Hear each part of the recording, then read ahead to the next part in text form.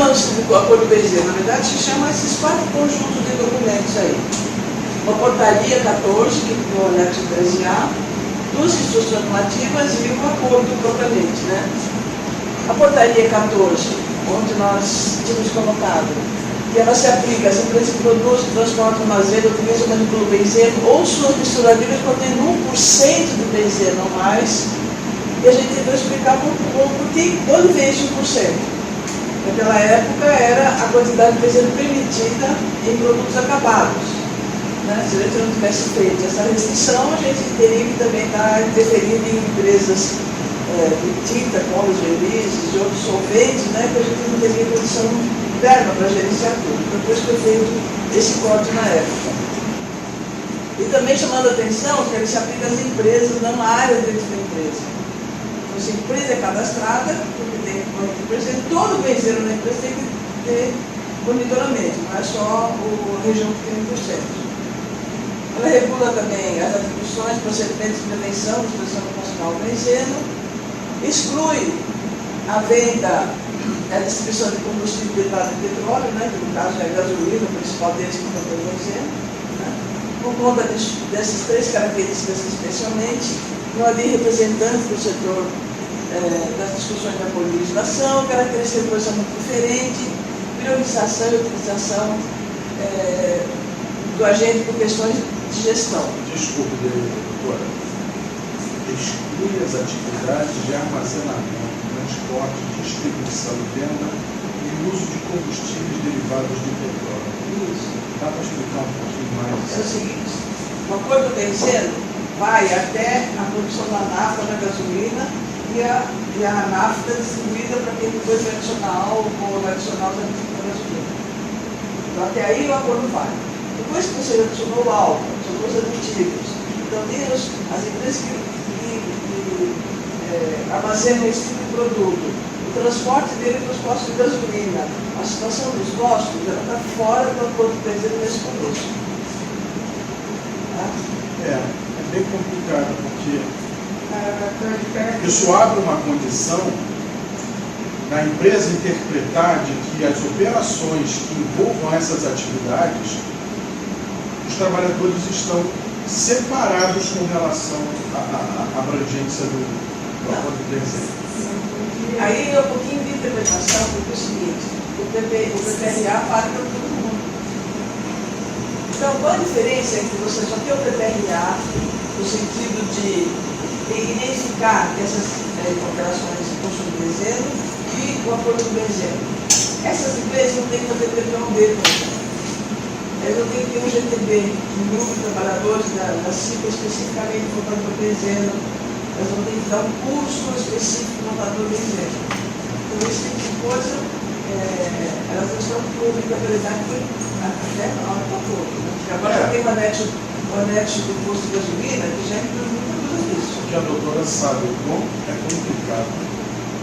Não o advogado da Petrobras, mas a comissão de advogados da Petrobras, que enxerga qualquer possibilidade de desvio daquilo que é em benefício do trabalhador, eles aproveitam isso para excluir.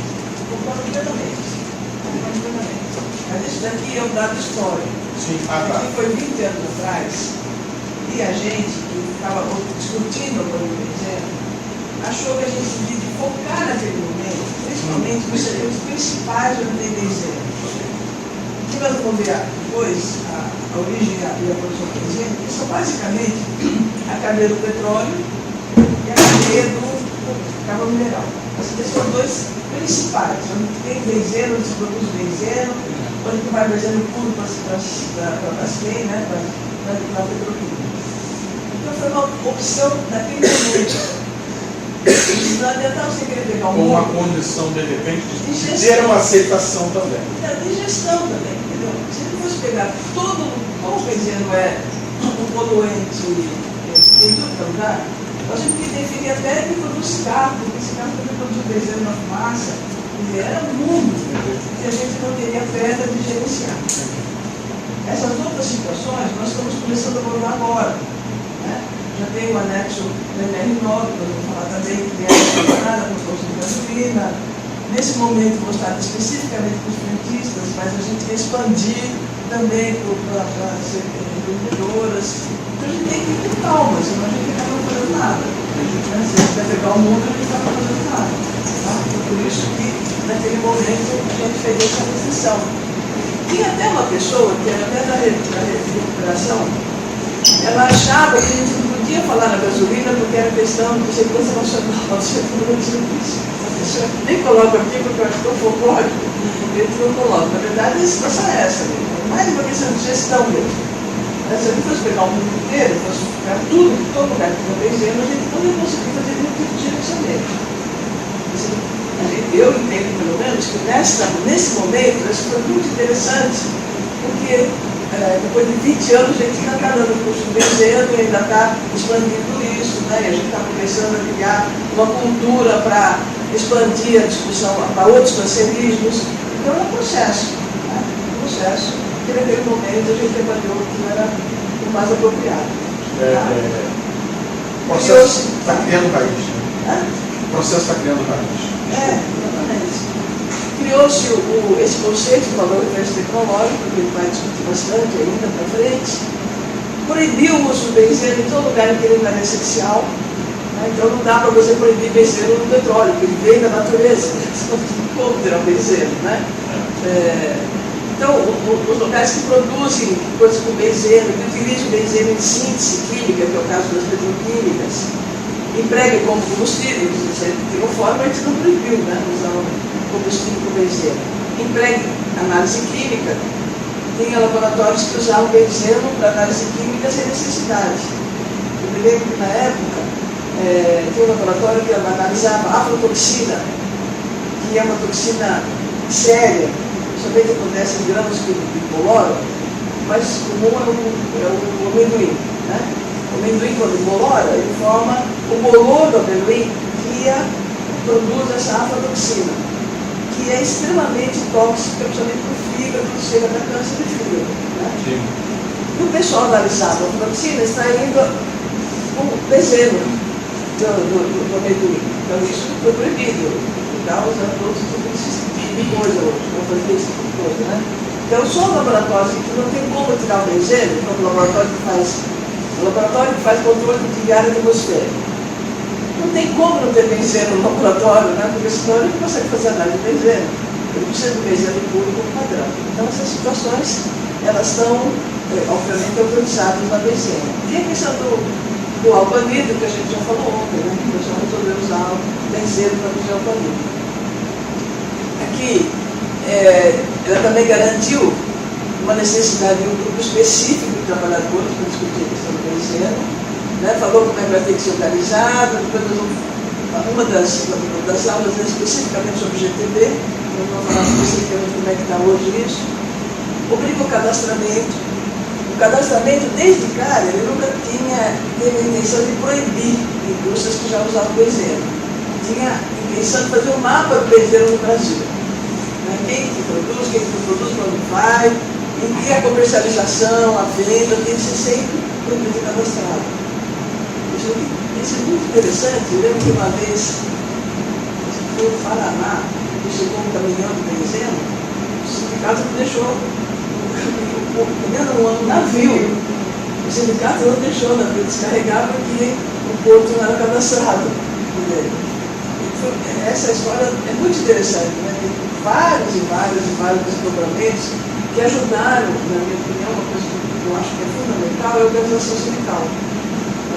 Foi muito um estopim, né, para essa organização em vários locais. Ela obriga a elaboração do DPOB, nós vamos falar especificamente sobre ele depois, coloca essa plaquinha, perigo do benzeno para a saúde. A gente gostaria, na verdade, se a gente tivesse colocado logo de cara o que tem agora para o posto de gasolina, né, benzeno é cancerígeno, mas não foi possível. Essas normas todas do Ministério do Trabalho são discutidas de forma tripartite e por consenso, não é por maioria, não tem voto. Se for voto, seria muito mais fácil. Mas você tem consenso para botar na patronal, não é fácil. Não é fácil, né? Só já sabe disso, né? Não briga que está nas comissões. enfim, ele vai andando. Necessidade de rotulagem e requisitos de segurança. Então, isso daí é o anexo 3A. Além do anexo 3A, foram feitas 2 instruções normativas, uma com critério de avaliação de concentração de benzeno no ar. Isso daqui é interessante, porque depois o pessoal que participou da elaboração da instrução normativa entendia por que era necessária.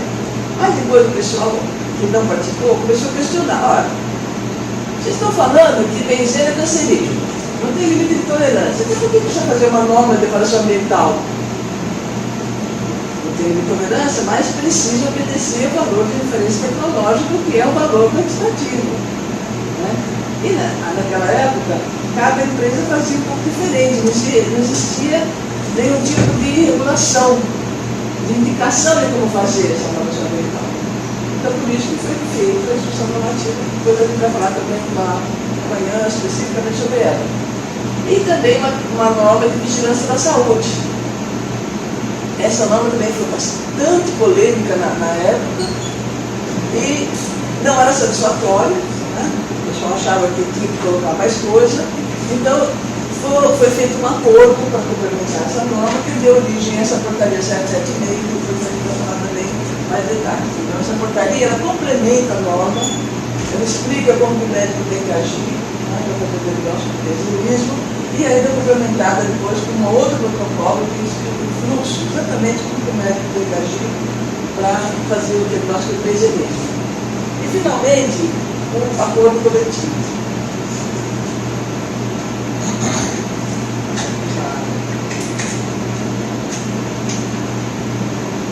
Esse acordo coletivo, ele, como é tripartite, né, ele estabelecia competências, tanto dos órgãos públicos quanto das empresas e dos trabalhadores, criava uma Comissão Nacional Permanente do Benzeno. Naquela época, em 95, praticamente não existiam essas comissões nacionais. Hoje tem praticamente cada norma regulamentadora nova que o Ministério do Trabalho aprova, tem uma comissão para acompanhar a norma. Naquela época não existia. Praticamente a Comissão do Benzeno é uma das mais antigas que se formaram com esse objetivo.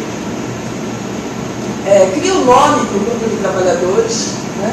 Na acordo não tinha nome, agora tem, é o grupo de representação dos trabalhadores do benzeno, que eu consegui resolver. Estabelece prazos para adequação das empresas. Esses prazos, infelizmente, nunca foram fiscalizados diretamente, senão muita empresa tem que ser fechada.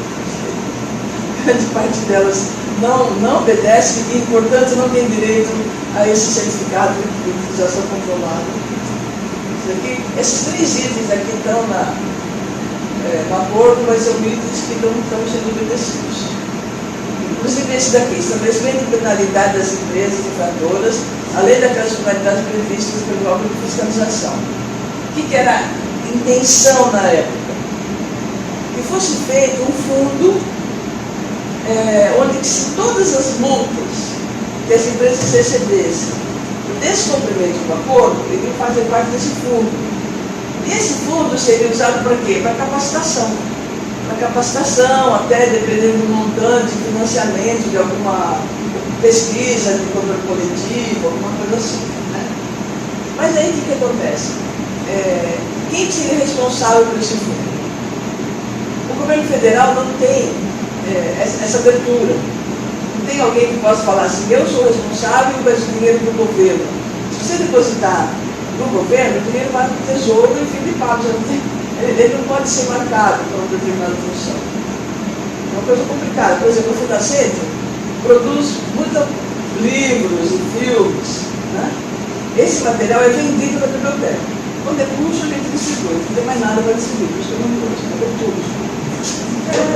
A gente imprimiu aquele. Ah, vocês conseguiram imprimir? Tem que pegar lá embaixo depois do entrega. Legal. Perdi. Legal. Vocês vão dar uma biblioteca para a Fundacentro, né? Ah, tá. Porque acabou o nosso estoque, entendeu? A biblioteca da Fundacentro costuma fechar. Eu queria falar o seguinte: quando a gente vende, o dinheiro vai para o tesouro, ele não vai para o Fundacentro. Não adianta. A custo, tudo de graça mesmo. A gente, às vezes, não consegue chamar uma pessoa de fora que não teria uma viagem de passagem, a gente poderia fazer, cobra 15, 20% reais de inscrição e com isso pagaria uma viagem, né? Não pode. Se for pagar, é um tesouro. Então, é complicado você gerenciar esse tipo de coisa. Claro que isso, teoricamente, é para evitar desvios, né? De repente, um curso. Para mim é muito mais para evitar que se dispare muito o curso. Complicado. A fundação está difícil. Nós só estamos aqui hoje porque o sindicato está pagando. O nosso viagem é passagem. Complicado. Se uma coisa que vem para ser benefício para o trabalhador necessita de sustento, não tem verbo para chegar nele.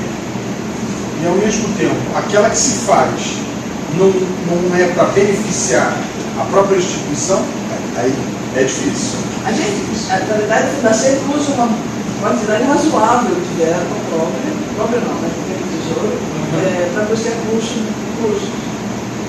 Mas é muito pouco perto do que a gente tem de demanda e perto do que a gente poderia estar oferecendo de hoje. Não é zero. Você tem uma quantidade razoável de curso no Brasil todo, mas limitado pela verba. Limitado mesmo. Então, muitas vezes a gente só dá curso porque tem muita paga, A prestação de conta é uma coisa aceitável. O que não é aceitável é que vai para o tesouro e não volta para beneficiar a instituição. Não volta. Isso é completamente errado. Complicado mesmo, mas eu não falei. Então, bom, e o que tem sido essa Comissão Nacional Permanente do BNC? Ela passou a ser, passou a ser, ela é um fórum tripartite de discussão, negociação e acompanhamento do acordo de suas funções executivas, relacionadas diretamente ao Departamento de Saúde e Segurança do Trabalho. Era participação ativa em pontos fundamentais do acordo, é tripartite e interinstitucional, então tem vários órgãos que participam, viabiliza tarefas definidas no acordo, complementa o acordo das questões relativas à questão de saúde e tal, que eu acabei de falar, né? Por que foi colocado isso? Porque aquela instrução normativa de saúde não era satisfatória. Então, a sua primeira abordagem havia um compromisso do partido de fazer a complementação, daí surgiu a portaria 776 e surgiu as outras coisas. Ela também se responsabilizou por propor acompanhar estudos, pesquisas e eventos científicos, e a gente já tinha na época priorizado duas coisas: definir um novo indicador biológico de exposição ao benzeno, isso foi feito, né? Eu acho que todas as reuniões vai falar sobre ele, e realizamos também um seminário internacional em 1998, cujos anais só saíram esse ano, um dia depois, entre motivos. Eu queria até trazer alguns, porque tem um pouquinho publicado, mas acabei esquecendo. Mas está no site da Fundação, se vocês quiserem consultar o que foi discutido, é um documento histórico, na verdade, né? Porque ele mostra como é que estava a discussão do benzeno, porque ele foi no acordo, foi em 98, ele foi em 95, então estava no auge dos compromissos, do que se tinha na época, bastante interessante. E aqui, olha, propor inclusões e alterações. Então aqui é que está previsto não parar no acordo do benzeno só naqueles órgãos principais. Havia um compromisso de estudar os campos que estão excluídos. Né? A única coisa que a gente conseguiu avançar foi na questão do benzeno da voz que nós vamos ver com mais detalhes. Mas tem todas as outras coisas que a gente ainda não viu. Como é que funciona, por exemplo, o mecânico que usa benzeno como solvente de peça, ou ainda se fala benzeno com a boca, ainda com a boca, enfim, tem muita coisa ainda para ser avançada, né, nessas coisas até que você falou mesmo, que a gente está preocupado com isso, mas depende de uma pessoa que partilha. Inclusive, essa avaliação que periodicamente é feita dos indicadores biológicos de exposição, toda essa avaliação que é feita, não sei se é anual, a avaliação que se faz, as coletas que se faz, que são exigências, né? Indicador biológico, tá falando? Isso. Mais adiante, eu vou comentar um pouco mais a respeito disso. No ano passado, deu uma indicação muito acima do normal que costuma dar. E acima dos valores que são aceitáveis. Não tem valor aceitável. Eu já vi o cara. Segundo o que eles falam. Segundo o que eles falam. Aí eu gostaria de conversar a respeito disso. Mas deixa eu chegar no assunto. Tem uma aula específica. Eu sei. Marlene, assim, tentou uma curiosidade agora. Como é que vocês enxergam, vocês da Funacentro, assim, a posição do Brasil em relação ao benzeno, em comparação com outros países, assim, se a gente está avançado, se os países estão mais avançados? Em relação ao benzeno, eu acho que o Brasil é um dos países padrão. Tanto que alguns, logo depois do acordo, 5, 6 anos depois, o representante dos trabalhadores da Comissão Nacional do Benzeno, depois de toda a discussão do acordo, que foi o Milton Freitas, na época ele era assessor da CUT, ele levou o acordo do benzeno para a OIT e foi considerado um dos 4 experiências internacionais mais bem-sucedidas em relação à movimentação social e aos rumos que foram tomados em relação à exposição ao benzeno. Tá? Então, em relação a benzeno, o Brasil tem um conceito muito interessante internacional e vai receber esse prêmio. Tá? Esse prêmio foi escolhido entre várias experiências que foram colocadas, né?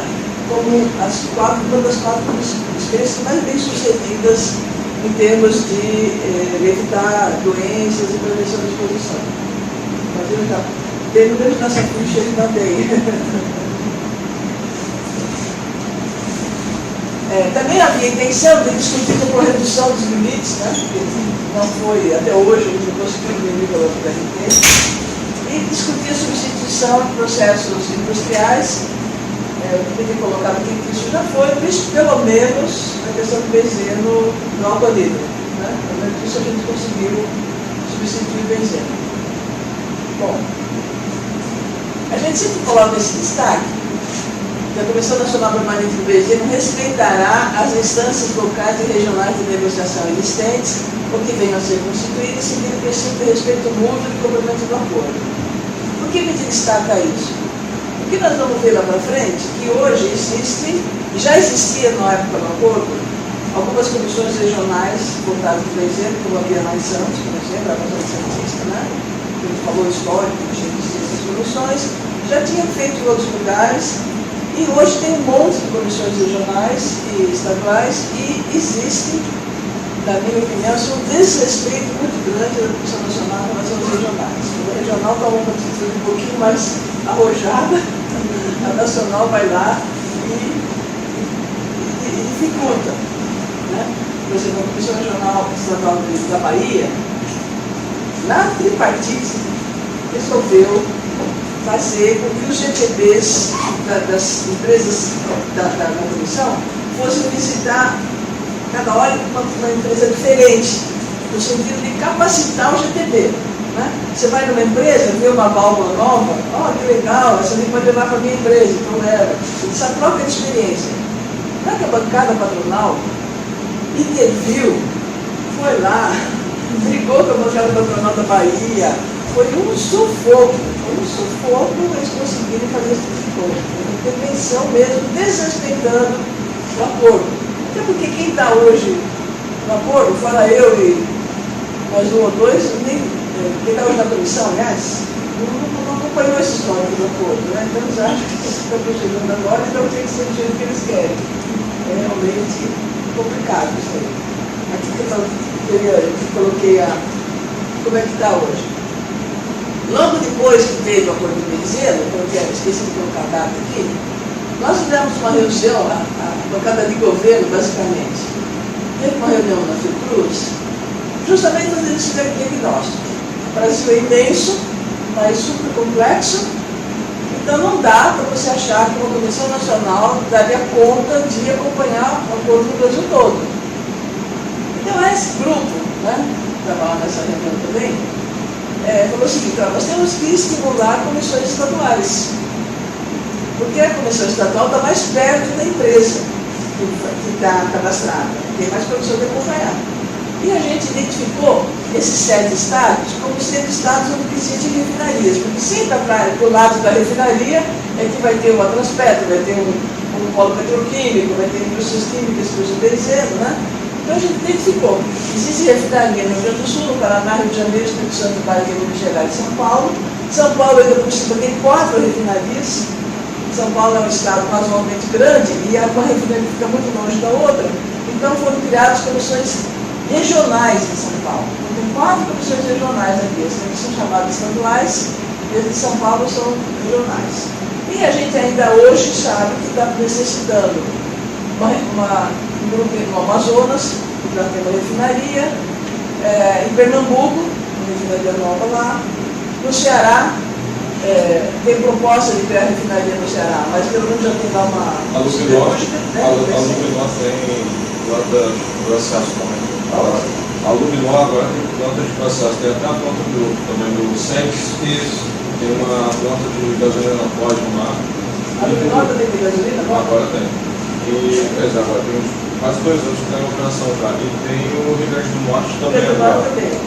Então, na época a gente, como a cidade de refinaria do Rio Grande muito pequenininha, na época a gente achou que ia ser muito difícil pegar uma comissão lá, né? Então a gente não pensou, mas hoje realmente nós estamos estudando o nosso movimento agora da indústria brasileira, a gente viu que realmente está precisando, né? É possível que agora, ainda mais com essa coisa de introduzir a discussão da gasolina, ficou nacional. Não tem estado nenhum que não tenha posto gasolina. Então, a expectativa nossa, isso hoje não me realiza, é que a gente consiga expandir isso, né, e fazer várias atividades em outros estados. Como é que vocês organizam esse tipo de comissão assim, dessa maneira? O pessoal que ainda não existe, por exemplo, vocês querem fazer lá, quais seriam as estratégias para essa organização? A ideia é fazer como se começou aqui. Todos esses estados, eles começaram por iniciativa do Ministério do Trabalho, da Superintendência Regional do Trabalho, junto com alguns estados que tinham uma afinidade com o pessoal da Renasce, do SUS, foi feito em conjunto, né? Então, foi iniciativa do governo. O governo falou, vamos começar uma comissão, então começou a conversar com os sindicatos locais, conversar com as empresas locais, né? Aí teve reuniões preparatórias até chegar à conclusão de que era realmente necessário e foi criada a comissão. Então, Amazonas, por exemplo, já teve esse tipo de tentativa. A DRT de lá, né, a Superintendência Regional de lá, tentou fazer isso. O problema é que não teve acolhida. Não adianta você fazer uma comissão se não tem gente que participa.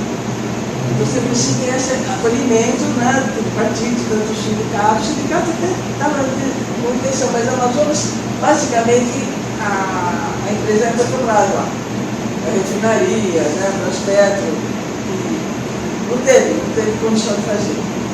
Pernambuco está um pouco mais avançado, eu acho, pelo menos na iniciativa lá. Tem o pessoal da DRT que está interessado, tem o Sindicato que está lá também está interessado. Vamos ver. E o pessoal de Sergipe também. Ceará, né?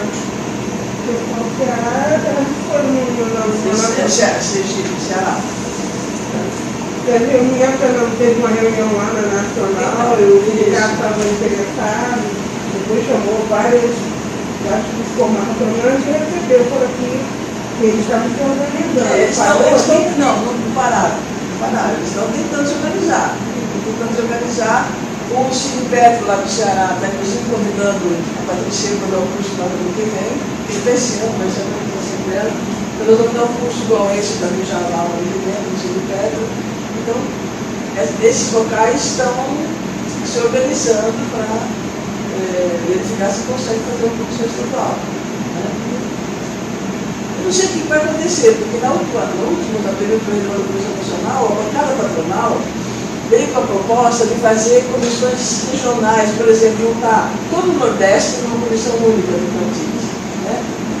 Tirando a Bahia, porque eu acho que já é mais consagrada, mas colocando o Paraná, Pernambuco, Rio Grande do Norte, Ceará.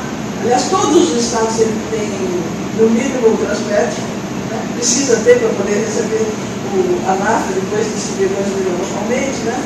Então, a proposta deles é essa. Tem uma comissão regional que marca todo o Nordeste. Mas é impossível de acompanhar com a distância de uma refinaria para outra. Como é que fazer reunião já com todo mundo, né? Tem deslocamento, mas muito mais difícil do que você ter mais próximo das fontes de uma comissão. Então vamos ver o que vai acontecer. E aí, o que a gente destaca como interessante na Porto do Benzeno? Primeiro, o próprio valor de referência tecnológico, eu vou ver daqui a pouco a definição. O GTD, na minha opinião, eu acho que foi a coisa mais interessante que surgiu da Porto do Benzeno. Houve muita discussão na criação do GTD, porque, na minha opinião, isso daí é fundamental. Porque se nós fôssemos basear o acompanhamento da Porto do Benzeno só pelo órgão público, pode esquecer. Não há, mesmo que a gente não tivesse a situação que a gente está hoje, né, de estado mínimo que a gente está criando, mas se tivesse estímulo à fiscalização, nunca vai ter suficiente fiscal para dar todos os dias das empresas. Nunca. Não é impossível, não é nenhum do mundo ter isso. Né? Nada melhor do que você ter os trabalhadores da própria empresa que estão lá no dia a dia para acompanhar o Porto do Benzeno. O GTD foi criado para essa função. Originalmente, nós queríamos que fosse um grupo só para o benzeno, separado da CIP. Aí não teve acordo. Eles achavam que não, que ia ter muito trabalhador desviado da função, não sei o que, porque não podia ser separado da CIP. Mas, para mim, é uma coisa das mais interessantes. O GTD participa do curso, vai ter uma reunião agora em novembro, que é o encontro dos GTD profissionais, então é uma experiência, acho que das mais ricas no Porto do Benzeno, foi para mim a criação do GTD. A Comissão Nacional Permanente do Benzeno, o PPOB, que a gente vai ver mais detalhes, a proibição do benzeno na produção de alcamida, né, e o cadastramento obrigatório. Então, isso tudo são as coisas que a gente destaca aqui do Porto do Benzeno. E o que é, afinal de contas, esse DRT? Essa é a definição que está no acordo,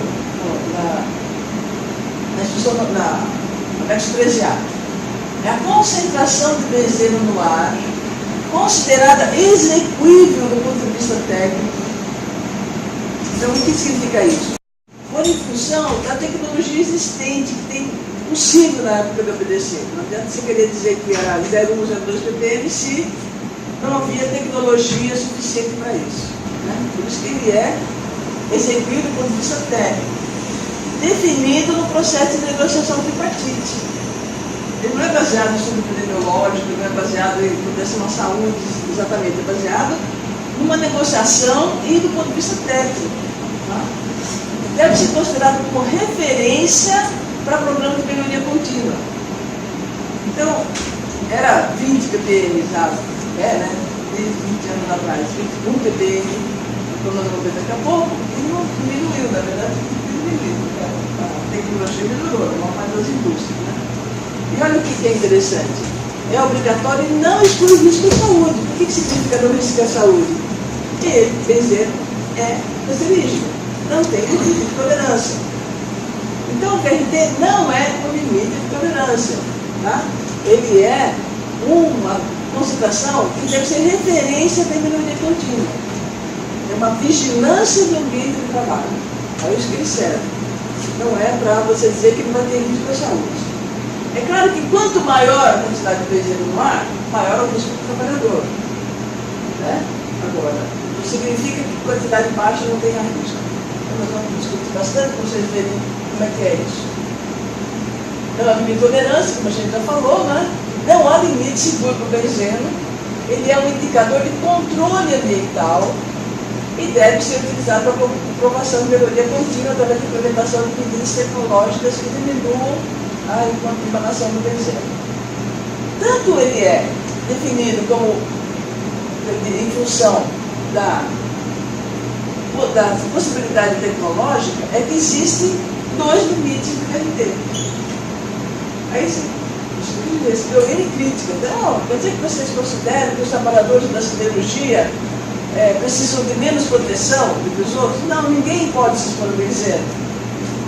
Só que a siderurgia, ela tem uma técnica muito mais difícil de ser controlada do que a refinaria, a petroquímica. Tá? Vamos ver depois como é que é a produção. Por que produz benzeno na siderurgia? Complicado. Então, por isso que foi aceito um valor maior como DRT da siderurgia Uma e o resto. negociação para não inviabilizar o processo deles. Né? Exatamente, exatamente. Né? Eles acharam que eles podem cumprir 2,5, tem tecnologia para cumprir 2,5, então vamos aceitar 2,5. Se ele fosse colocar 1, ia fechar. E fechar a siderúrgica não é uma coisa tão fácil. Então, com isso, como é uma negociação tripartite, esses valores, na verdade, eles são baseados, na época, na legislação alemã. Né? A Alemanha tinha esse conceito das substâncias cancerígenas, lá não era nem só por benzeno, era das substâncias cancerígenas, esse conceito do DRT, do valor de referência tecnológico, e com esses dois valores. Então, a gente se baseou na Alemanha, que tinha tecnologia para manter esses valores, e a bancada patronal que fez o acordo concordou. O acordo estabeleceu esses valores. Né? Depois a gente vai discutir mais sobre isso, porque existe toda uma discussão hoje na bancada nacional, na Comissão Nacional, de que a Alemanha não usa mais esse daqui, que isso daqui é ultrapassado, tem outro conceito.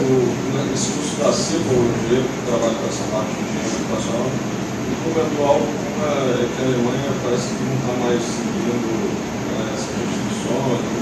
Não, não está mesmo, nós vamos falar lá para frente. Tá? Para entender o que é a Alemanha, ela não usa esse conceito. Isso não significa que ela tem limite de tolerância por benzeno. O conceito atual dela não é de limite de tolerância também. Nós vamos ver detalhes disso para frente. Então, é um outro conceito interessante, eu acho até, a gente vai discutir sobre ele. Tá? Porque eu li, na época, quando a Alemanha resolveu não usar mais o TRK deles, o DRT, eles disseram o seguinte, que também na Alemanha, apesar do VRT ser definido claramente como sendo um valor de referência tecnológico, ele passou a ser confundido com o limite de tolerância. Então as empresas pararam no VRT e acharam que estava satisfatório, não precisa fazer mais nada. Não precisa fazer mais nada.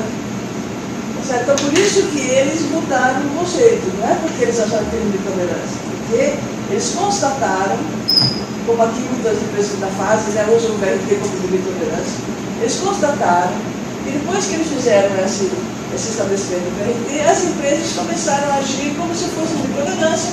Quem estava abaixo do VRT não precisava fazer mais nada. Eles não foram através de uma melhoria contínua. Tá? A nossa legislação, na verdade, na minha opinião, é muito mais avançada até do que o VRT da Alemanha. O texto do VRT da Alemanha é muito enxuto. Foi nesse mesmo pensamento que começou a ter o rumor das ideias de tirar de qualitativo para quantitativo, porque parece que andou tendo uma corrente aí querendo fazer, patronal na verdade, né, querendo fazer essa mudança, tirar, porque hoje o benzeno é qualitativo, né? Tem, acabou. Eu ouvi isso também. Nós estamos falando de coisas diferentes. É. Hoje, na nossa legislação, o quantitativo do benzeno é apenas obedecer ao VRT, como vigilância ambiental. O qualitativo é para dar direito à aposentadoria especial, para dar direito ao trabalhador ser reconhecido na sua doença relacionada com o benzeno, independente da conservação ambiental. Tá? Está relacionado com a necessidade de colocar no vaso que vocês põem benzeno. Então, são abordagens diferentes. O qualitativo é usado na abordagem da saúde, tá? Da proteção dos trabalhadores, da possibilidade de você fazer nexo de alguma alteração de saúde relacionada com o benzeno, independente da concentração. Aí é qualitativo. Se a empresa manipula um produto contendo benzeno, do ponto de vista qualitativo, o trabalhador pode ser considerado exposto. Porque é quase que impossível você não ter emissão fugitiva, é quase que impossível você não ter uma manutenção de base, é quase que impossível você não ter um acidente ou coisa desse tipo. Entendeu? Então, por isso que, do ponto de vista da saúde, a avaliação é qualitativa. Agora, do ponto de vista da avaliação ambiental, para saber se o ambiente de trabalho está tendo emissão ou não, aí que é quantitativo. E eles querem misturar tudo. Isso, Eles querem misturar tudo, tá? Porque eles não querem dar aposentadoria especial, eles não querem reconhecer nexo, eles não querem reconhecer as doenças, porque ele faz parte do limite, então a doença foi. É que nem fala comigo, né? Ah, o cara ficou surdo? Não, mas ele é baterista no final de semana. Ouvir esse tipo de coisa, né? Não, pois benzina tem tudo que é lugar. O cara falou no churrasco, o cara trabalhando na refinaria, o Cruz até faleceu, veio trabalhar com a gente. E aí o cara falou que fazendo um churrasco ali ele fica mais exposto do que na refinaria de manhã. Pois é. Você estava na reunião, Antônio? Eles tentam desqualificar a exposição funcional. A padaria não tá bom? É uma coisa séria, eles tentam constantemente desqualificar a exposição funcional. Constantemente. Então, por isso que tem qualitativo e quantitativo. São abordagens diferentes. Tá? Bom, rapidinho aqui, falando sobre o GTB, né? Antes era 20% da cifra, agora é 30%. Tem um problema que quando foi mudado, não ficou claro que os suplentes eleitos também poderiam fazer parte da CIPA e todos os membros da CIPA têm que fazer o curso, não é só o GTB, depois nós vamos falar bem rapidinho, depois nós vamos ter uma abordagem específica sobre isso. E no programa de exposição de PPOP também nós vamos falar uma aula só sobre isso.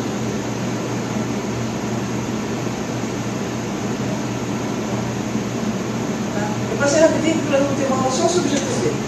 Aí a gente aprofunda todas essas questões, quais são as atribuições do GTB. A gente coloca aqui mais que um reforço, né, para vocês verem o contexto, mas depois a gente vai aprofundar. O legislador do PPOB. O acordo também estabeleceu um novo indicador biológico. Né? A gente está querendo, inclusive, alterar esse indicador, nós vamos falar depois, mas não está tendo muita aceitação isso. Teve uma nota técnica explicitando que as plataformas e os terminais estão incluídos no acordo do benzeno, uma técnica específica, e tem determinada plataforma que ainda não está cadastrada, né?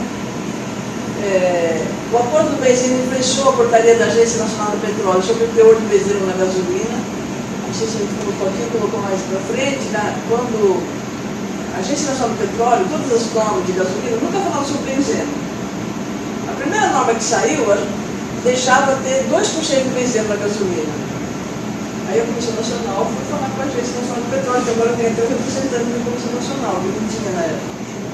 Bom, então os temas estavam falando, né, quais são os pontos destacados. Proibição da produção de álcool anidro, que nem eu falei ontem já, mas eu vou mostrar para vocês um mapinha que nós fizemos, para vocês terem ideia da repercussão que isso teve, né, principalmente no estado de São Paulo. Esse aqui é o mapa de São Paulo.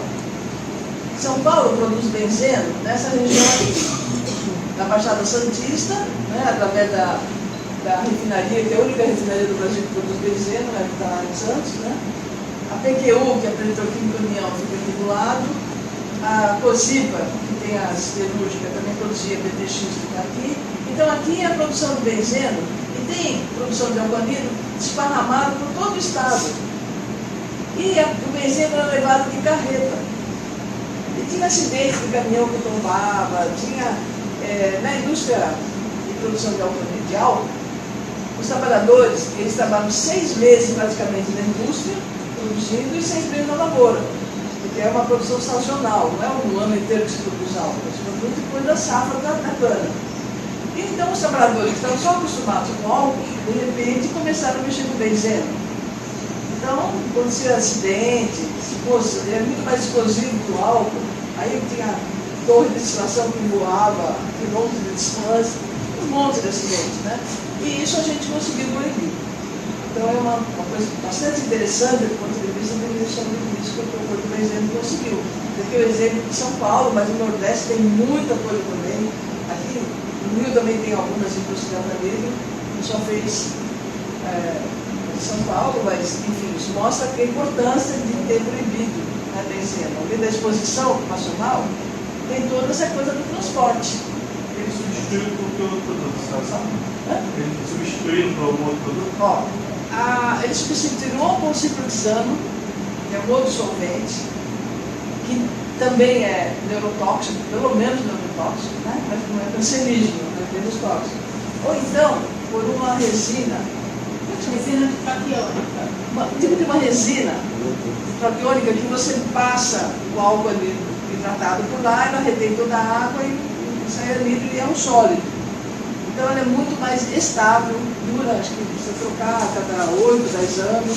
E ela é recuperável. É recuperável, né? Você pode aquecer, a água sai, você recupera. Então era uma forma muito mais interessante. Só que mudaria muito o processo produtivo. O investimento inicial era mais caro. Então a maioria das empresas na época preferiram estar supervisando, ou a própria Petrobras produziu um solvente também, que era aceitável na época. Mas a gente também tem o dedo interno para acompanhar. Os trabalhadores que foram expostos a benzeno, eu não li até hoje nenhum trabalho de determinamento da saúde deles, como é que eles estão, infelizmente.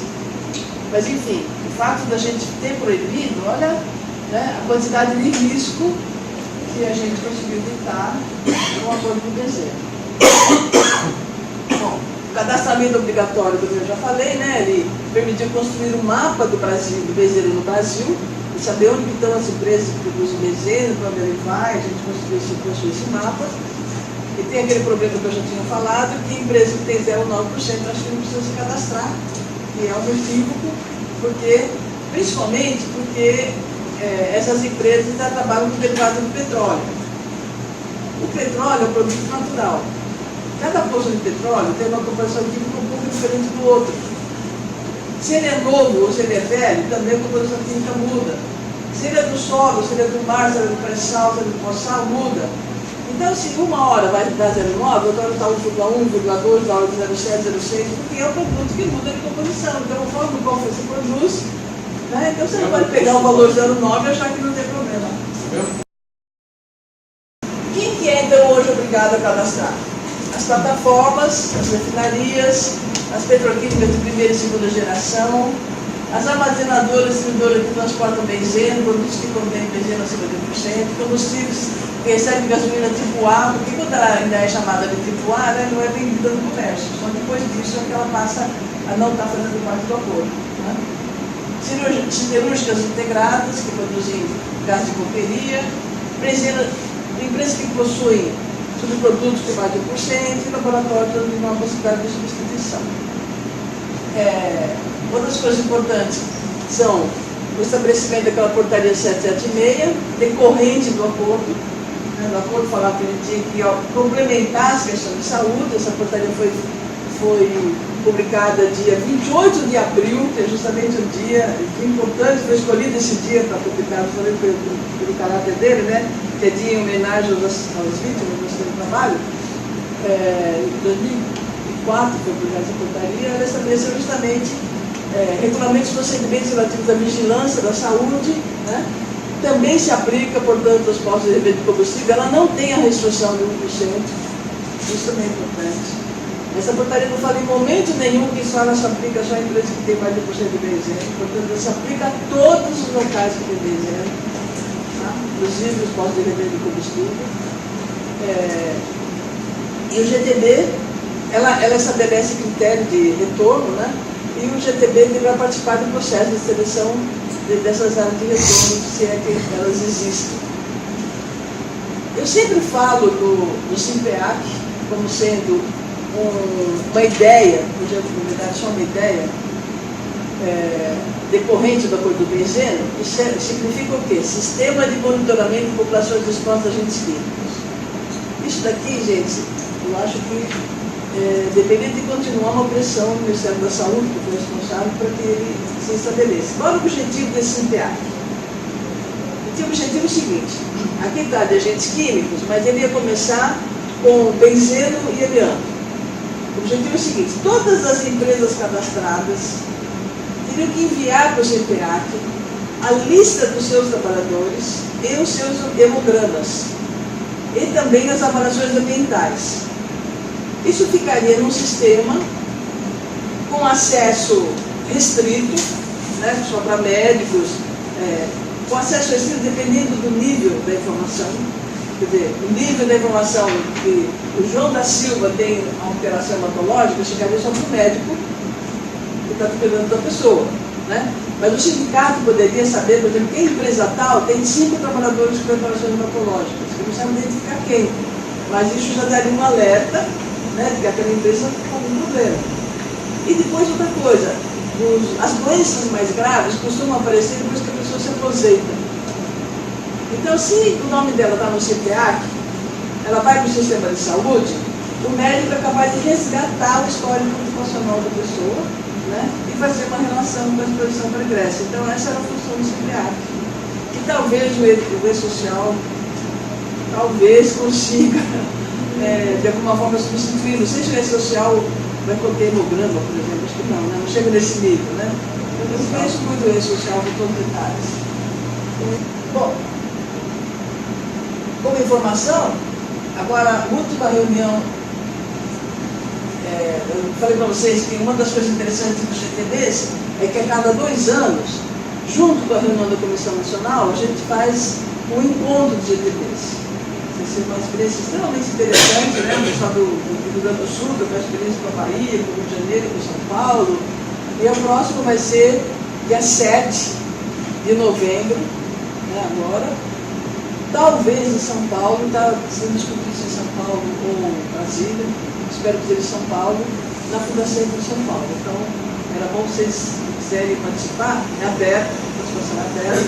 Geralmente são os sindicatos que organizam, sindicatos regionais que organizam, e é muito interessante, uma experiência muito rica essa do encontro, porque cada GTB faz uma apresentação, fala das experiências que teve, das dificuldades, como que contornou algumas dificuldades, e foi bem interessante esses encontros. E também diminuição do bezerro do produto acabado, foi feito paulatinamente, né? 1% era até 2004, depois passou de 0,8% até chegar em 0,1% a partir de 2007. Então, a partir de 2007, o máximo que pode conter de benzeno nos produtos acabados era 0,1%. Os combustíveis derivados de petróleo ficou o máximo de 1%, e no rótulo, toda vez que tem mais de 0,01%, a substância tem que ser identificada no rótulo que tem benzeno. Tá? Outra coisa também que a gente sempre gosta de destacar é a morte, né, desse trabalhador, Roberto Trapa, na refinaria lá de Santos, de Cubatão, né, refinaria Presidente Bernardo de Cubatão, é o sigla. Morreu por leucemia mieloide aguda. Foi um sacrifício a morte deles ter anexo com benzeno, um sacrifício. Né? O pessoal da BRT acabou fazendo a CAT, foi ver toda a história ocupacional dele, aí a CAT foi assida pelo Ministério da Previdência, depois a empresa caçou a CAT, não sei como, um sufoco a história do Trapa. Mas, de qualquer forma, na reunião de março de 2012 da Comissão Nacional, a bancada de trabalhadores, na plenária, declarou dia 5 de outubro, que agora, né, na sexta-feira, que foi a data de falecimento do Trapa, como o Dia Nacional de Defesa dos Trabalhadores do Benzeno. Então, os sindicatos estão organizando um jornal, né, um informativo, geralmente é usado esse logo para o dia, justamente para colocar nas empresas e divulgar para os trabalhadores que ainda não conseguiram entender direito a questão do benzeno, essa coisa. Né? É possível que a proximidade da eleição esse ano, né, deu uma segurada na movimentação, mas enfim, eu acho que a MIC tem que ser lembrado e os trabalhadores estão recebendo informações que estão se organizando para fazer alguma publicação sobre isso. Bom, a gente está tendo dificuldade em caracterização da área de risco, justamente pela insistência de considerar o limite da CGH como sendo o limite de tolerância para o benzeno. Isso aqui é uma coisa muito complicada, muito complicada. Eu posso até, não sei se eu coloquei aqui, mas a gente vai repetir isso em outros lugares, porque eu acho que isso é importante. O que está acontecendo? A legislação brasileira fala que não existe limite de tolerância para o benzeno. Na verdade, no mundo inteiro, mesmo quando é alguma agência como a CGH que estabelece o limite de tolerância, ela fala o seguinte: mesmo admitindo o limite de tolerância para as substâncias cancerígenas, nós recomendamos a concentração mais baixa possível, mesmo ela. Ela não fala que abaixo do limite não tem problema, né? Então, não tem. As agências internacionais também falam que não tem tolerância. Mas, na nossa NR9, que é a norma que obriga as empresas a fazer o PPRA, está escrito assim. Não sei se vou falar literalmente, mas eu me lembro disso. Tem um item que fala assim: são necessárias estabelecer medidas de controle quando? No reconhecimento do risco da empresa você identificar que tem uma substância perigosa, ou então quando a concentração ambiental estiver acima do limite de ação, né, da empresa, do limite de tolerância. E quando não tem limite de tolerância, no anexo 11 da NR15, usar a CGH. Ou usar o que foi discutido numa negociação tripartite. Bom, aí o que as empresas fazem? Lei até fala da CGH. Aí vou no anexo 11 da NR15, não tem benzeno lá. Claro, não tem tolerância do benzeno, o que ia dar no anexo 11 da NR15? Bom, se não dá no anexo 11, então pode usar a CGH. Eles usam a CGH com essa justificativa, não lê o resto da frase. O resto da frase fala claramente, a menos que tenha uma negociação coletiva. O benzeno tem. Essa negociação fala que não tem limite para benzeno. Não é que alguém esqueceu de colocar benzeno no anexo 11. Não tem. Não tem. Não é admissível nenhum limite para benzeno no Brasil, nem em lugar nenhum do mundo, com segurança isso. Não tem. Certo? Então, isso redundou, inclusive, uma nota técnica do Sérgio, que era o antigo coordenador da Comissão Nacional. Ele fala claramente, né, o critério de limite de ação estabelecido para a NR9 não pode ser utilizado com a finalidade de caracterizar ou descaracterizar risco de agravo à saúde, mas sim deve ser servido exclusivamente para desencadeamento de controle. Então não é para descaracterizar risco para a saúde. Eles usam, inclusive, um item da NR9 que não está relacionado com risco. Está relacionado com medida de controle. Não é para usar a caracterização de risco aqui, tá? Presença de benzeno no processo produtivo, no ambiente de trabalho, caracterizar risco de agravo à saúde dos trabalhadores. Por essa razão, tal risco deve ser reconhecido no ASO. O ASO tem que ter a palavra benzeno. A inexistência de risco de benzeno só é possível se não houver a presença do benzeno no ambiente do processo, ou no processo produtivo. Tá? Dessa forma, não há que serem isentados do risco de exposição ao benzeno os trabalhadores relacionados com o trabalho das empresas. Tem empresas que colocam o trabalhador no PPA bem, não colocam no ASO, né, a presença do benzeno.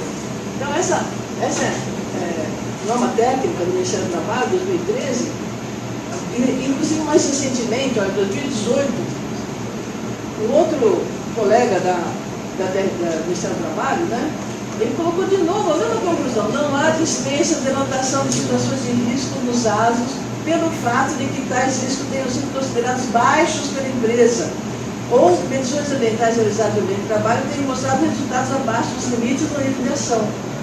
Certo? Então, não é para dizer que tem benzeno que está abaixo do VLT, ou porque mesmo que está abaixo do limite de tolerância, não é para considerar que não tem exposição. Então, essa norma técnica, inclusive, foi muito gozada, porque quando o Luiz Sérgio era, na época, coordenador da Comissão Nacional do Benzeno. Agora ele aposentou, mudou o coordenador. Agora é um colega aqui da Fundação do Trabalho do Volta Redonda, né, o Carlos Eduardo. Quando ele lançou essa nota técnica, gente, parece brincadeira, mas a bancada, ele é do Ministério do Trabalho. A Comissão Nacional, pelo acordo do benzeno, ela é coordenada pelo Ministério do Trabalho. Indica o Ministério do Trabalho.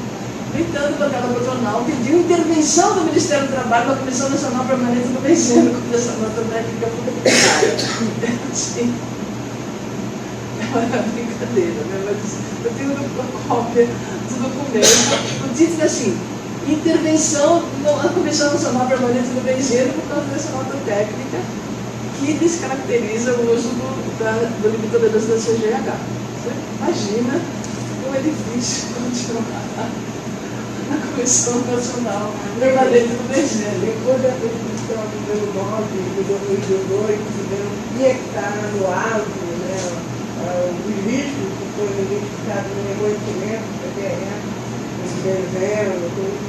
A gente mandou uma carta do Petrobras que cumprisse a legislação que todos os trabalhadores que tivessem reconhecido o potencial de risco na área de produção de veneno tivessem no ar a possibilidade dessa exposição. Mesmo tivesse a base cumprir para a exposição, né, como diz a norma técnica.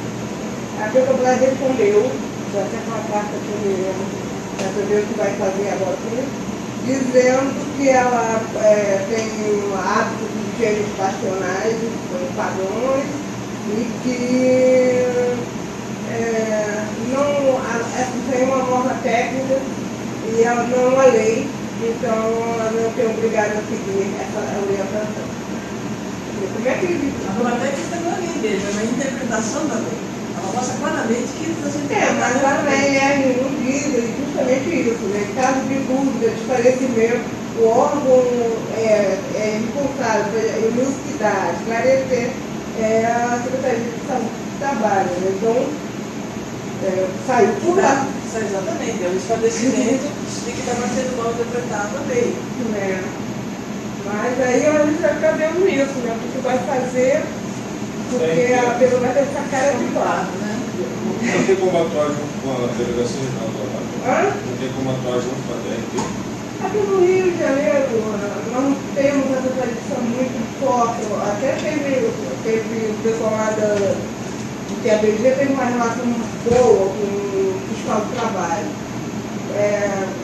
Lá em Macaé a gente tem tido sucesso com isso, sabe? Já deu sucesso? Muito sucesso. Aqui a gente teve sucesso no TABG, mas a nossa tradição aqui é que Sucesso aqui é o que acontecia? Quando as empresas, quando começou essa discussão de SEREC, de conselho de saúde, tudo, quando nós íamos fazer a fiscalização, né, de um órgão do fundo, prever o SUS, pela base, pela sindicato, tudo isso, o que acontecia? As empresas ligavam para qualquer sucesso, aqui era o delegado regional do trabalho e ele falou, não, aqui não pode não, isso é função da DRT, a gente não está dividindo com o interesse com essas coisas todas.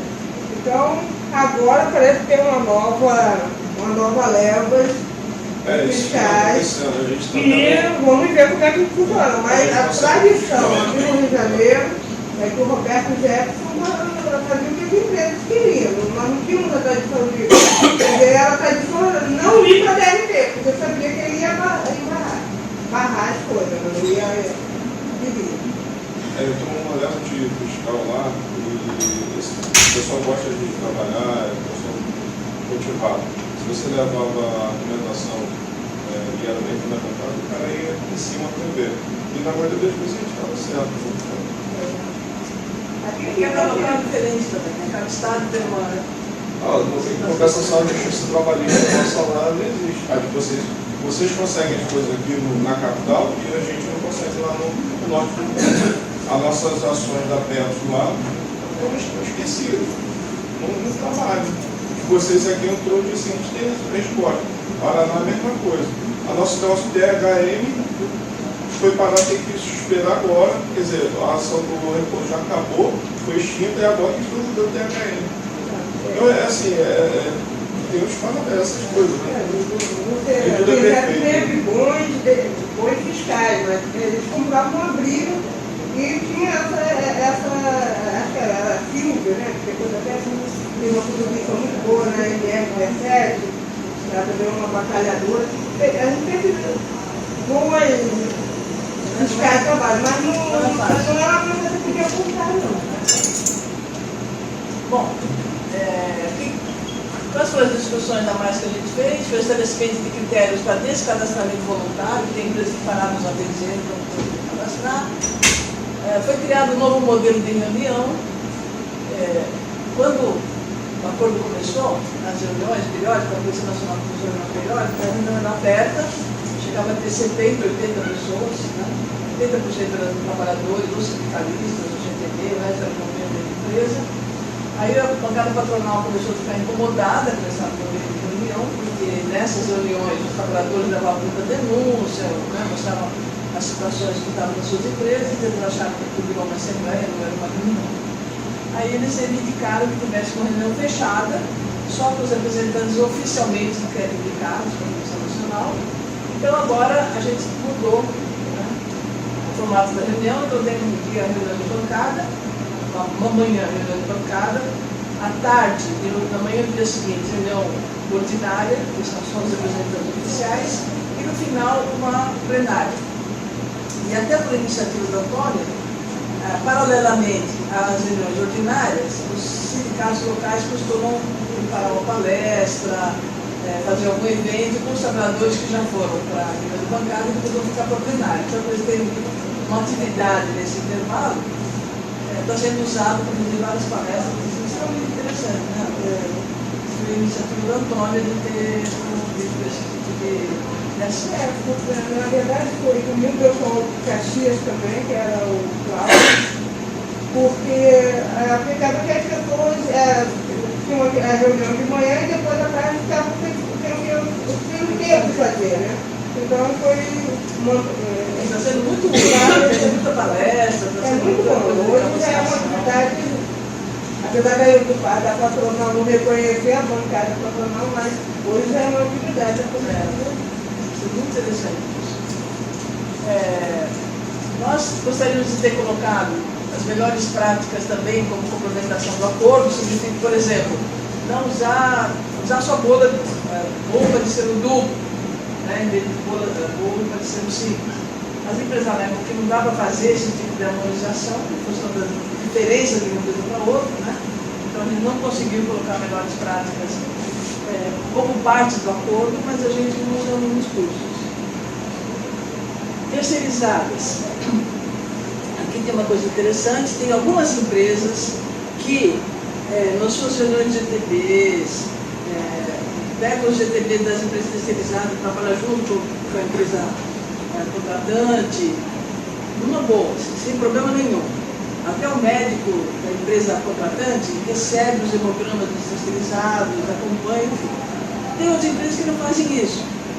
Eles alegam que isso iria caracterizar vínculo empregatício, né, do pessoal terceirizado. Mas aí teve um parecer do Ministério do Trabalho falando que isso é uma atitude elogiosa.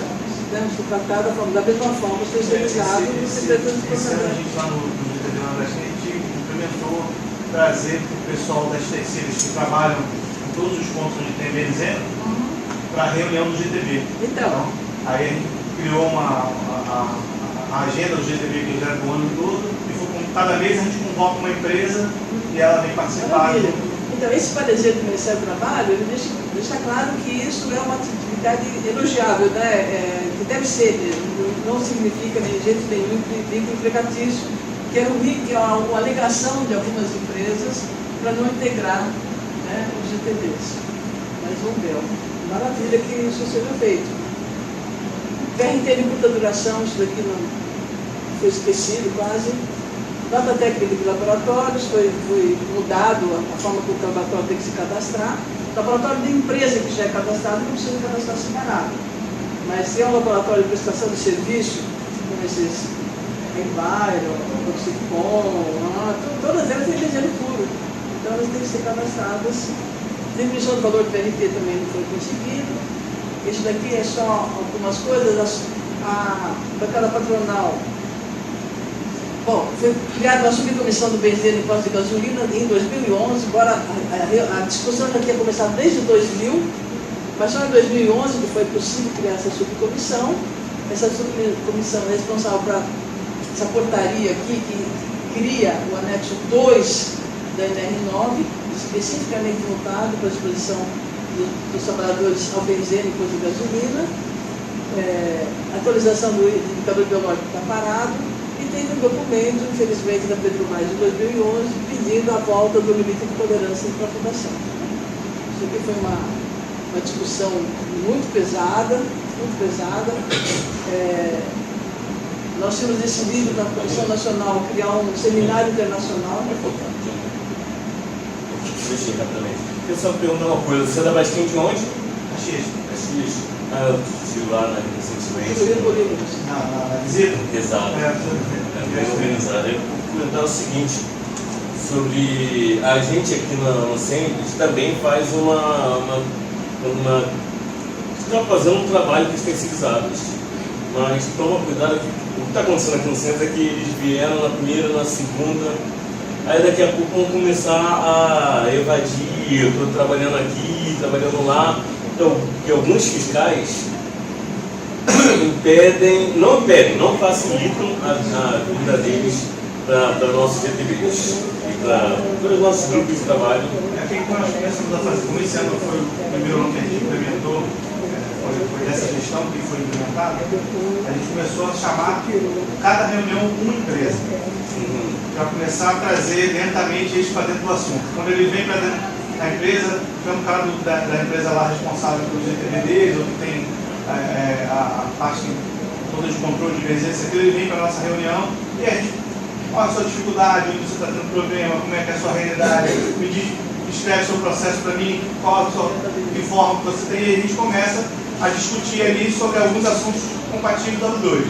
Inicialmente hoje, a gente está fazendo cada reunião uma empresa, não estamos trazendo todas as empresas para as reuniões, que é algo para a gente fazer mais para frente. A ideia é começar um efeito meio embrionário agora, lentamente, até mesmo para a gente entender toda a sistemática deles e futuramente a ideia é trazer que eles participem de todas as reuniões para ficar uma coisa bem alinhada para todo mundo.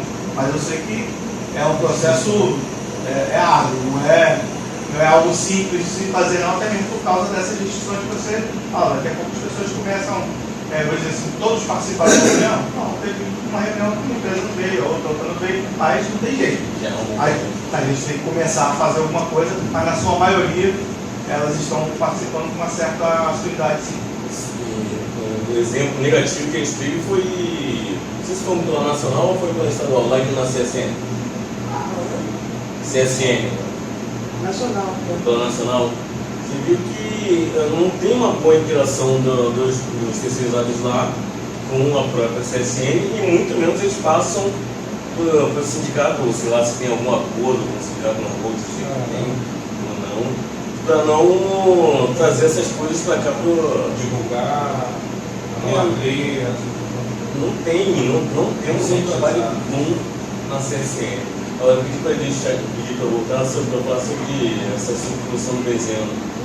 Isso é uma coisa bem difícil no Brasil, né? A gente tem uma boa atuação lá nas estaduais, os postos de combustíveis só funcionam na Bahia e no Rio de Janeiro. Não. Está tendo ação no posto de gasolina no Brasil todo. Está sendo surpreendente. Olha, eu tenho dado curso de benzina no posto de gasolina, apesar de que não sou da comissão, mas eu participo. Mas eu só vou falar sobre benzina. Quem fala sobre vigilância em posto de benzina é o Jacobino. Sabe onde? No Acre. No Acre? Acabamos de dar em Natal, já dando em João Pessoa. Ano que vem acho que ele vai dar no Piauí. O pessoal do Rio Grande do Sul tem trabalho complicado. São Paulo também tem uma movimentação muito grande, eles acabaram de fazer, eles receberam uma verba do Ministério Público do Trabalho, o pessoal lá do setor estético, né, que é o setor da gasolina, uma verba enorme, eles fizeram até cartazes na estrada sobre benzina e gasolina, principalmente focando na questão de manutenção do abastecimento automático. Eles fizeram uma cartilha que agora nós criticamos, inclusive, né, Patrícia e eu, porque foi umas coisas esquisitas que eles colocaram lá, mas enfim, é uma iniciativa interessante. Eles fizeram uma cartilha, só em quadrinhos, sobre benzina e gasolina. Então está tendo evolução no Brasil. Impressionante. A quantidade de ações. Muita força-tarefa de auditor fiscal fazendo isso, e isso está tendo movimentação do lado dos postos. Na verdade, a gente tem até quinta-feira agora vai ter uma nossa comissão, né? Apesar do lado dos empregadores eles estarem fazendo escarcéus, não está tendo permissão, etc. A permissão, na verdade, está sendo muito mais positiva positiva do que negativa. Tem uma decisão política mesmo do trabalho, da saúde, de fazer, estimular nacionalmente essa ação. O retorno que a gente tem tido, na verdade, tem sido positivo. Mesmo o lado empresarial falar, isso não está dando certo, a gente não consegue colocar, mas o retorno que a gente tem do lado da fiscalização é o contrário, na verdade. As pessoas estão fazendo, os empregadores estão fazendo os cursos, estão treinando, na verdade, alguns até estão achando bom porque não tinham a informação que estão passando a ter.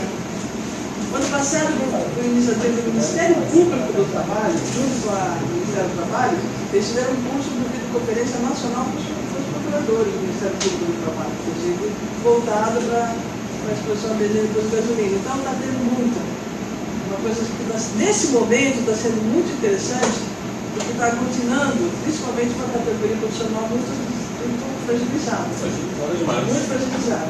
E eles estão conseguindo aglutinar. O Cruzeiro está sendo assim chamariz, né? Assim, um ponto focal para essa discussão. E estão ampliando muito a discussão. Muito, não é só bem exemplo, acabamos de falar, mas está tendo uma produção nacional. Bem interessante. Em níveis diferentes, claro, um estado mais avançado que o outro, mas tem praticamente nacionalmente essa ação. Está sendo bem interessante. Bom, então, em relação à questão do benzeno, de voltar à tolerância, foi uma discussão danada. A gente tinha proposto fazer, então, um congresso internacional, chamando gente do mundo, importantes pessoas que discutem essa questão do benzeno para esse congresso, mas aí, em junho de 2012, a bancada patronal já trouxe praticamente o congresso pronto, sem ser discussão de partite.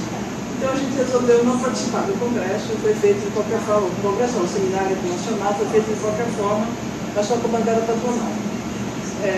Outros critérios foram estabelecer, aprovar um regimento para fazer como é que deve ser os regimentos das comissões regionais, isso aqui dá uma discussão danada. Tem comissão regional que quer integrar os GTBs na União, aí a bancada patronal não quer. Bom, e depois eu já falei, para finalizar, né, portaria de cadastramento que já falei para repetir isso.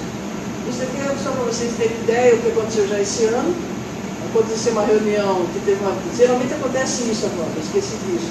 Primeiro tem a reunião normalmente da Comissão Nacional, são 3 dias. No primeiro dia tem uma visita técnica, a reunião sempre itinerante, cada hora está num lugar diferente. Esse ano ela foi no Rio de Janeiro, em abril, com uma visita na Companhia Siderúrgica Nacional, e aí depois aconteceu, né? De manhã reunião de bancada, à tarde, no dia seguinte, até dentro, mas a programação era ter no dia seguinte, reunião da comissão ordinária, depois a plenária. E deveria ter tido em agosto uma reunião lá em Salvador, para visitar o Unigel, que usa benzeno como matéria-prima, mas por uma questão burocrática, que questão burocrática é essa? Não tinha liberado a passagem do pessoal Não foi liberado? Mas sabe por que não foi liberado? Porque há uns tempos atrás havia uma legislação do governo federal falando assim: todas as empresas, todos os órgãos públicos que precisam ter compra de passagem, tem que contratar uma empresa de turismo. Maravilha. Então, o Fundacentro fez licitação, contratou a empresa de turismo, providenciava todas as passagens. No começo desse ano, teve uma medida provisória falando assim: não, as empresas estão liberadas para comprar passagem diretamente. Essa é mais barata do que o intervenção. Tudo bem. Então, a Fundação também fez isso, o Ministério do Trabalho também fez isso, designou uma pessoa para comprar a passagem. Só que essa medida provisória venceu. Venceu, acho que em julho. Se venceu, passou a voltar à legislação anterior, que precisava fazer licitação para comprar. E o Ministério do Trabalho, a licitação demora pra caramba. Você tem que fazer edital, e tem que fazer licitação, e tem que ver se ninguém contesta a licitação, né?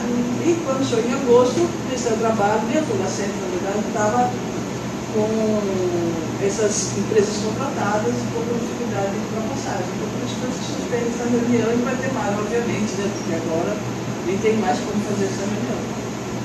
E agora ainda vai ter a última, que eu falei para vocês, em São Paulo, Brasília, que vai ter encontro de regionais, vai ter visita à empresa, vai ter encontro, e assim depois da reunião normal, tá? Então, esse aqui é o histórico, né? Para vocês terem uma ideia onde estão as discussões de benzeiro no Brasil, para entender o nosso contexto hoje e entender até porque nós estamos aqui, né? Nós estamos aqui em função de todos esses anos de discussão em relação ao benzeiro e realmente não é todo se cheio.